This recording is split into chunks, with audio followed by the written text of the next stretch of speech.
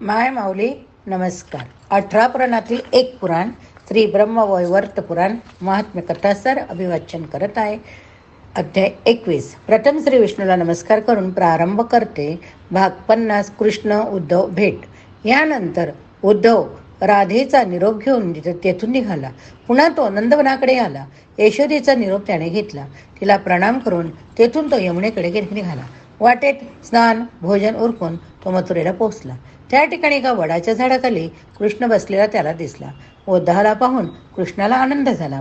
तो स्मितहास्य करीत उद्धवाला म्हणाला, गोकुळात सर्व कुशल आहे ना? कृष्णाच्या उद्गारानंतर आठवण येऊन उद्धवाचा गळा दाटून आला. त्याच्या डोळ्यातून अश्रू उडू लागले. त्याच्या तोंडातून शब्द बाहेर पडेना. अखेरीस त्याने स्वतःला आवरले. श्रीकृष्ण म्हणाला, हे उद्धवा, अरे उद्धवा, अरे उद्धवा, असे काय करतो?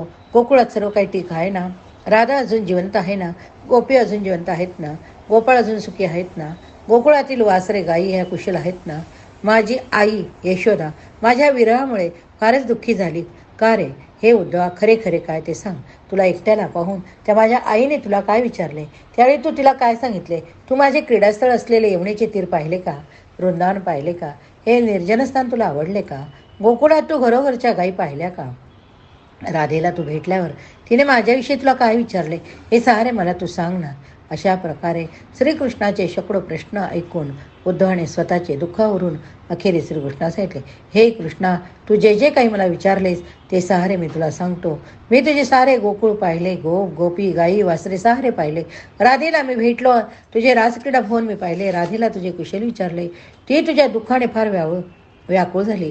ती तुझ्या भेटीकडे डोळे लावून बसली. म्हणून एक कृष्णा, तू ताबडतोब त्या कर्दळी वनात जा आणि राधेला भेट. अशा प्रकारे उद्धवाने राधेसंबंधी, यशोदेसंबंधी, एकूण सर्व गोकुळासंबंधी पाहिलेले, अनुभवलेले सर्व काही कृष्णाला कथन केले. त्या ऐकून कृष्णाला संतोष झाला. श्रीकृष्णाला सर्व कथन केल्यावर उद्धव नंतर आपल्या घरी निघून गेला. उद्धवाने सांगितलेली गोकुळाची वार्ता ऐकून कृष्ण मात्र दुःखी झाला. भाग 51. श्रीकृष्णाचे उपनयन. आचार्य गर्गमुनी वसुदेवाच्या आश्रमात आले. गर्ग हाती दंड धारण करणारे, जट धारण करणारे असे आचार्य होते. त्यांनी शुभ्र वस्त्र धारण केले. ते कुलपुरोहित होते. त्या गर्गमुनींना पाहून देवकी उठून उभी राहिली. तिने त्यांना प्रणाम केला. वसुदेवाने सुद्धा त्यांचे स्वागत केले. त्यांना प्रणाम करून बसण्याला एक रत्नजडित सिंहासन दिले. वसुदेवाने त्यांचे मधुपर्क, कामधेनू, शुभ्र वस्त्र देऊन, गंधमालाही देऊन पूजन केले. नंतर त्यांना मिष्टान्न, परम अन्न, मिष्टक, मध अशा पदार्थांनी युक्त असलेले भोजन दिले. सुवासिक तांबूल त्यांना त्याने अर्पण केला. या स्वागताने प्रसन्न झालेले गर्गमुनी वसुदेवाला म्हणाले, आपला हा मुलगा कृष्ण आता उपनयन संस्काराला योग्य झाला. वसुदेवाने विचारले, हे यदुकुल देवता, आपण या उपनयन संस्कारासाठी एखादा चांगला मुहूर्त पहा. गर्गमुनी म्हणाले, होय, आपण आता या महोत्सवासाठी आपल्या बांधवांना आमंत्रण पाठवा. यासाठी लागणारे सर्व सामान एकत्र करायला प्रारंभ द्या, कारण परवा शुभमुहूर्त आहे. वसुदेवाने गर्गमुनीचे कथन ऐकले. त्याप्रमाणे सर्व तयारी लगेच करण्याची आज्ञा दिली. नाना प्रकारच्या वस्तूंच्या राशी तेथे अल्पकाळात जमा झाल्या. श्रीकृष्णाने गर्गमुनींना, तेथे जमलेल्या ऋषींना, वडील माणसांना नमस्कार केला. त्यावेळी त्या समारंभासाठी अल्पकाळात सर्व आप्तगण, मित्रगण, राजे लोक, मुनिगण, ब्राह्मणगण सर्वजण जमले. त्यावेळी भीष्म, द्रोण, कर्ण, अश्वत्थामा, त्याचे पुत्र धृतराष्ट्र, गांधारी, कुंती, पांडव सर्व प्रमुख मंडळी श्रीकृष्णाच्या उपनयन संस्काराला जमले. या उपनयन संस्कारासाठी अनेक मुनिजन जमले.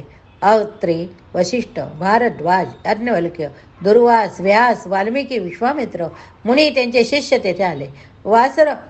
वासरवाचे स्वागत वसुदेवाने उत्तम प्रकारे केले. ब्रह्मदेव सुद्धा हंसावर बसून मुंजीला आले. रत्नजडित यानात बसून शंकर, पार्वती सुद्धा आले. शंकराचे अनेक गण आले. अशा प्रकारे तेथे जमलेल्या सर्वांचे स्वागत पूजन वसुदेवाने केले. त्यावेळी नाना प्रकारचे वाद्य वाजत होते.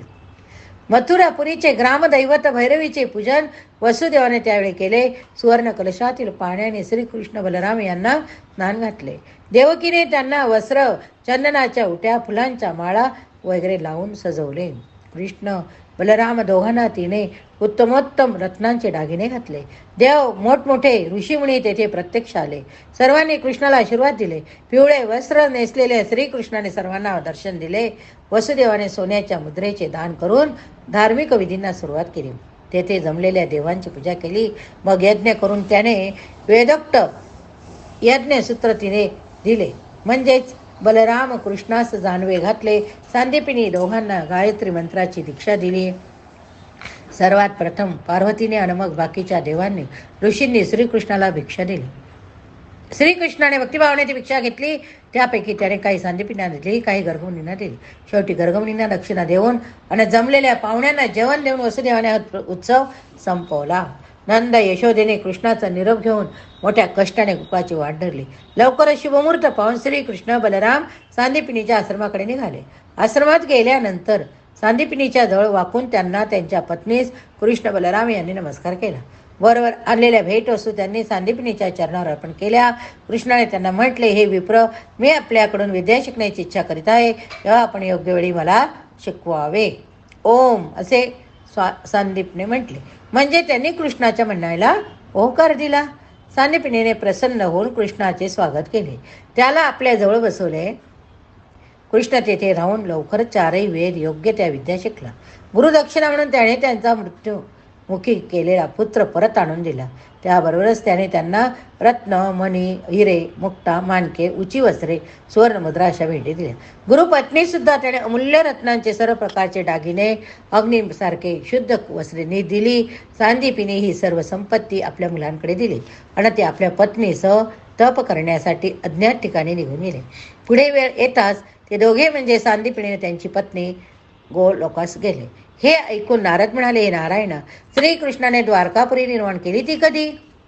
अध्याय 52 द्वारकेची रचना. श्रीनारायण सांगू लागले, सांदीपनीच्या आश्रमातून श्रीकृष्ण बलराम परत मथुरेत आले. आल्यावर त्यांनी आपला पिता वसुदेव आणि देवकी यांना नमस्कार केला. मग श्रीकृष्णाने गरुड, सागर आणि विश्वकर्मा यांना बोलवणे पाठवले. आता श्रीकृष्णाने गोप वेशाऐवजी राजवेश धारण करायला सुरुवात केली. त्याने स्वतःसाठी सुदर्शन चक्र तयार करून घेतले. एवढ्यात रत्नाच्या यानात बसून गरुड तेथे आला.